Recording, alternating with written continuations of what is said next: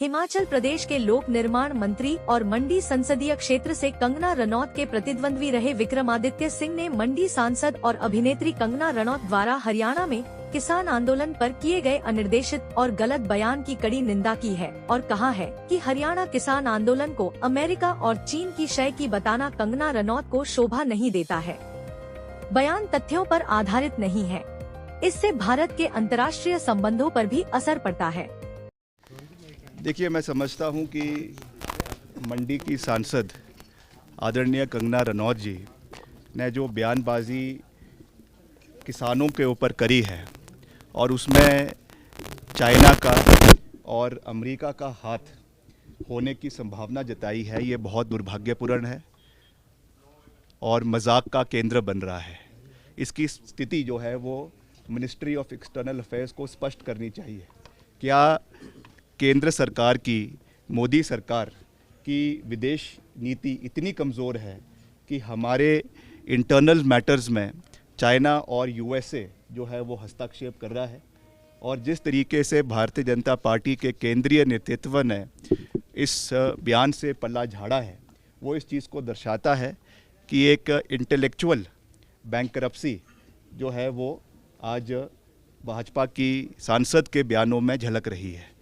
जब इस तरीके के संवेदनशील मुद्दों के ऊपर, और ख़ास करके तब जब आप एक चुने हुए पद के ऊपर बने हुए हैं, गंभीरता के साथ और सोच समझकर बयान देना चाहिए, क्योंकि इसके रिपरकशंस केवल भारत तक ही नहीं है। इसके रिपरकशंस जो हमारे कूटनीति है, जो हमारी एक्सटर्नल अफेयर्स की जो हमारी डिप्लोमेसी और देशों के साथ चली हुई है, उसके ऊपर भी एक बड़ा प्रश्न चिन्ह पैदा करती है। तो मैं समझता हूँ कि उनको ज़्यादा ध्यान अपने मंडी संसदीय क्षेत्र के मुद्दों के ऊपर देना चाहिए, जहाँ पर वो अभी तक उनको समय नहीं लगा है कि वो हर इलाके में गए, एक दिन का तूफ़ानी दौरा कर वापस चले गई हैं।